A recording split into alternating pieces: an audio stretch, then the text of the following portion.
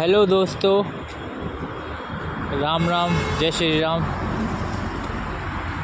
वफ़ की एक कहानी जो आज तक नहीं सुनी होगी, उसके बारे में आपको बताना चाहूँगा। दोस्तों ज़रा ध्यान से सुनिएगा। शायद आप अगर कांग्रेसी भी होंगे तो भी कांग्रेस सरकार से नफ़रत हो जाएगी। अगर देश से प्यार होगा तो कांग्रेस से नफ़रत शायद लगभग हो जाएगी। तो ये कहानी बॉब से जुड़ी है। बॉब बोर्ड जिसकी ज़रूरत हमें नहीं थी, कभी होनी ही नहीं चाहिए थी, लेकिन वो हमारे देश में बॉब बोर्ड बना। आज जो लोग उसके संशोधन पर शोर मचा रहे हैं और बोल रहे हैं संविधान खतरे में है, मैं तो कहता हूँ अगर आप संविधान को मानते हो और देश को अपना मानते हो तो बॉब बोर्ड की तो ज़रूरत ही नहीं थी। संविधान का पार्ट ही नहीं है बॉब बोर्ड। ये तो एक शरिया कानून का पार्ट, एक इस्लामिक कानून है जो कि संविधान में कहीं भी जस्टिफाई नहीं करता। फिर भी आपने एक संशोधन करके बॉब को लाके संविधान की धज्जियां उड़ाई। लेकिन आज अगर सरकार उस पर दोबारा कुछ संशोधन कर रही है तो आप उस पर ऑब्जेक्शन उठाते हो और सरकार को और हिंदुओं को मूर्ख समझते हो आप।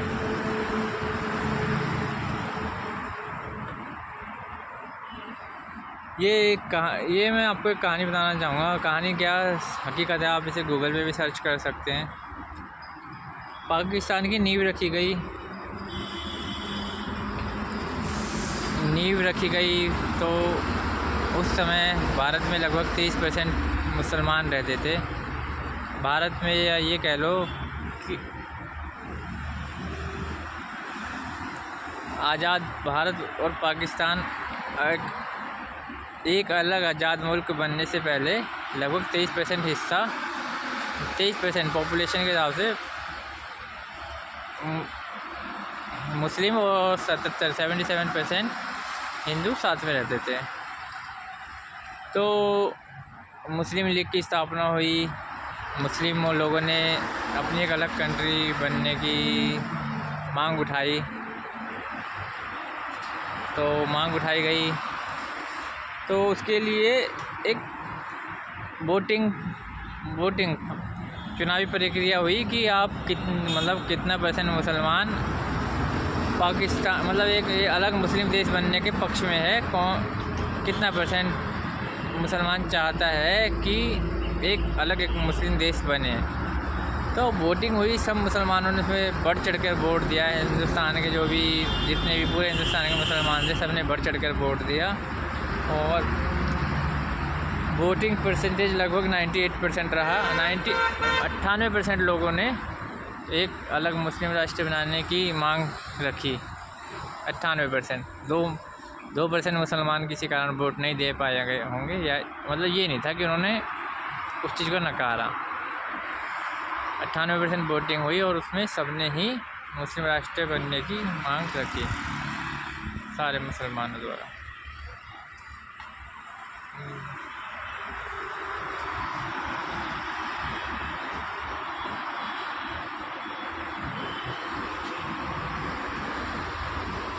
और जब ये मांग स्वीकार करी गई और एक मुसलमानों को एक अलग देश दिया गया और अलग देश, एक इस्लाम के नाम पे एक अलग देश की स्थापना हुई और एक जो देश बनाया गया इस्लामिक देश, तो जिन लोगों ने ये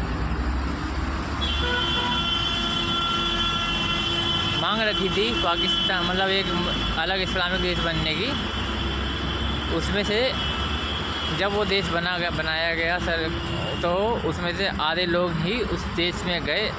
लगभग 3.5 करोड़ लोग उसके बाद भी भारत में ही रहे।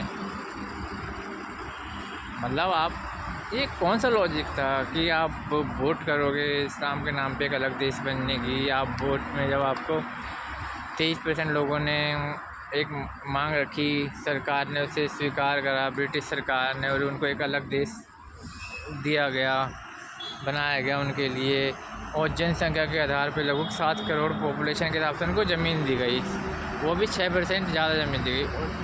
उनकी हिस्सेदारी 23% थी और उनको जो ज़मीन दी गई वो ज़मीन उनकी हिस्सेदारी से 6% ज़्यादा, 29% ज़मीन कुल मिला के दी गई। हमारी हिस्सेदारी जो थी हिंदुओं की वो 77% थी, लेकिन हमें क्या मिला 71%, 6% कम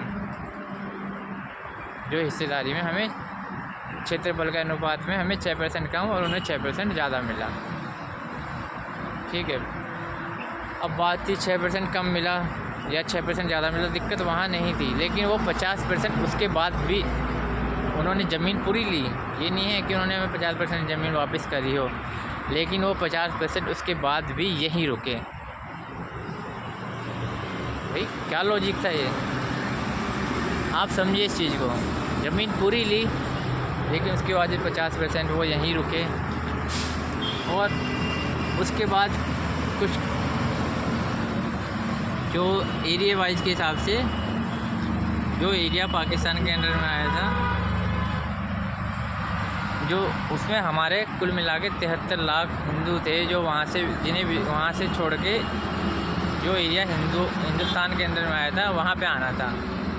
तो वो 73 लाख हिंदू विस्थापित जो यहाँ हुए उनको अपनी सारी ज़मीन मुफ्त में छोड़ के आनी पड़ी। मुफ्त में 73 लाख लोगों को अपनी ज़मीन छोड़ के आनी पड़ी। और इसी तरीके से 73 लाख के लगभग करीब मुसलमान यहाँ से भी विस्थापित हुए थे, भारत से पाकिस्तान को, क्योंकि जो पाकिस्तान की सीमा में रहते थे, लेकिन उन्होंने पाकिस्तान से जाना स्वीकार करा था। तो 73 लाख वहाँ से आए थे, 73 लाख यहाँ से गए थे।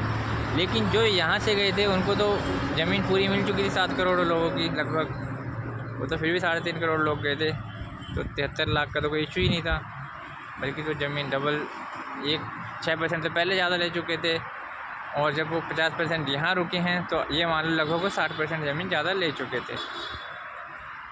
फिर हिंदू जो यहाँ से विस्थापित हुए, वहाँ से यहाँ विस्थापित होकर आए, उनकी सरकार ने किसी तरीके की मदद नहीं करी, उनकी वहाँ की ज़मीन भी गई और यहाँ भी सरकार ने उन्हें कुछ नहीं दिया।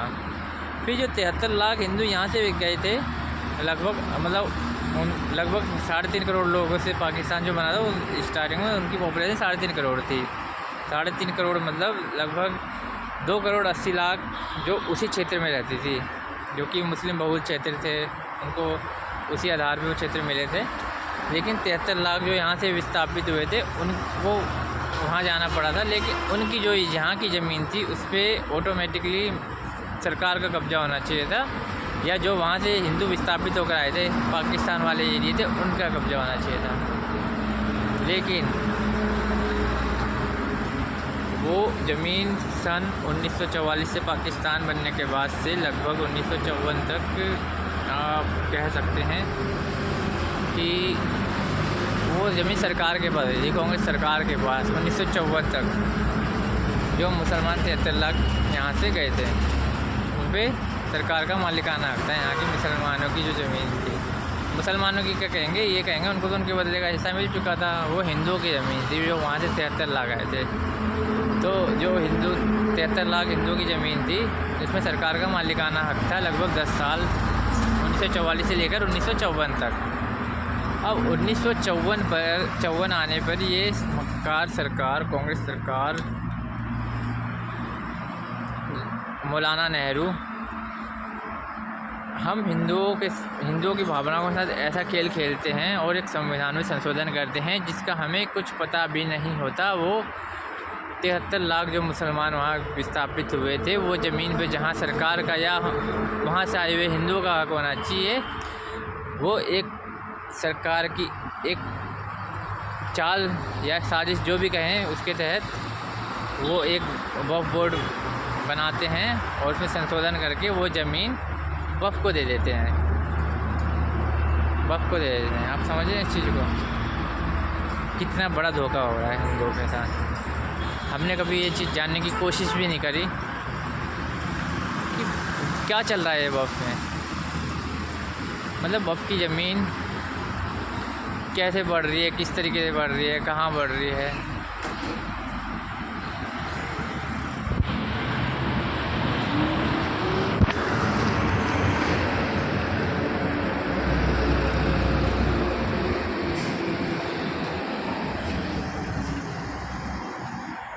तो मेरे भाइयों हिंदुओं, मैं आपसे कहूँगा अब आपको जागना होगा। मेरी हर वीडियो में मैं आपको बोलता हूँ आपको जागना होगा, और जागना तो होगा ही। नहीं जागोगे तो आप देख रहे हो हम किस तरफ जा रहे हैं। आज हम पॉपुलेशन में 80% होकर भी एक डर के माहौल में जी रहे हैं। एक जागरूकता का अभाव है हमारे हिंदुओं में। हिंदुओं में जागरूकता का बहुत बड़ा अभाव है। उन्हें कुछ चीज़ें नहीं पता हमारी क्या चीज़ें कहाँ जा रही हैं, देश में क्या हो रहा है। तो मेरे भाइयों प्लीज़ जागो, अपडेट रहो। सोशल मीडिया में रील बनाने से या बकवास करने से या आपस में जातियों के आधार पर लड़ने से कुछ नहीं होगा। जागो और हिंदू बनो, हिंदू बनो और सरकार को सपोर्ट करो। हो सकता है आज हम पुरानी चीज़ों को लेके रोते हैं कि हमने पुराने राजा थे जो हमें बचा रहे थे, उस समय हम सोए हुए थे, हमने उन्हें खो दिया। क्या हम लड़ते हों उस चीज़ के लिए कि वो राजा इतना महान था, वो ये था, वो इतना ऐसा था। मतलब जो भी महान कार्य करे थे जिन राजाओं ने, आज उनके लिए हम लड़ते हैं आपस में, या उनकी गलतियां हम देखते हैं कि हमारी कमी की वजह से वो राजा हार गए थे, क्योंकि हिंदुओं में एकता नहीं थी। आज वो राजा बनने का मौका अगर जनता ने या किस्मत ने या भगवान ने नरेंद्र मोदी जी को या अमित शाह जी को दिया है तो उनको सपोर्ट करिए। बिना जाति भेदभाव के आप उन्हें सपोर्ट करिए। हो सकता है कल आपके सबसे बड़े, कल को आप 10 साल 20 साल 50 साल 100 साल बाद देखोगे तो सबसे बड़े राजा हमारे आपको नज़र आएंगे, जो नरेंद्र मोदी जी और अमित शाह जी, जो अपने लिए कुछ नहीं कर रहे, जो अपने परिवार, अपने हिंदुस्तान, अपने समाज के लिए कर रहे हैं, अपनी जान को खतरे में डाल के। उनको भाई दिन में लाखों एक दिन में, मिनट टू मिनट में, घंटे में लाखों धमकियाँ आती हैं। उनकी जान कोई इतनी सेफ थोड़ी ना है, लेकिन वो फिर भी कर रहे हैं। उनके पास क्या है, उनका परिवार भी नहीं है इतना बड़ा, वो जो परिवार के लिए कर रहे हैं। उनका परिवार हम हैं, हमारा परिवार वो है। हमें चीज़ें समझनी चाहिए, हमें चीज़ें समझनी चाहिए और उन्हें सपोर्ट करना चाहिए। और ये भी समझना चाहिए कांग्रेस ने हमें कितना दुख दिया है, कि हिंदुओं के साथ कितना खिलवाड़ किया है।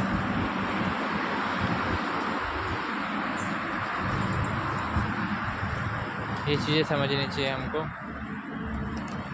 तो मेरे भाइयों, चीज़ें तो मेरे पास बोलने के लिए बहुत कुछ है, लेकिन एकदम चीज़ें सारी ध्यान में नहीं आती। जैसे जैसे मुझे जो चीज़ें ध्यान में आती रहेगी, मैं आपके लिए बहुत सारे कंटेंट लाऊंगा, बहुत सारी वीडियो लाऊंगा, उसमें से सारी चीज़ें फैक्ट बातें होंगी। उन चीज़ों को समझना। हो सकता है मेरे को अपनी बात रखने का, वीडियो बनाने का एक्सपीरियंस नहीं है, तो शुरू में मैं कुछ गलतियाँ करूँगा। गलतियाँ मीन्स मतलब मैं समझाने में नाकाम रहूँगा, तो मेरे को सपोर्ट करें उस चीज़ के लिए। और अगर कोई भी क्वेश्चन हो उससे रिलेटेड मुझे बताइए, मैं उसको बारे में दोबारा अच्छे से वीडियो बनाऊँगा।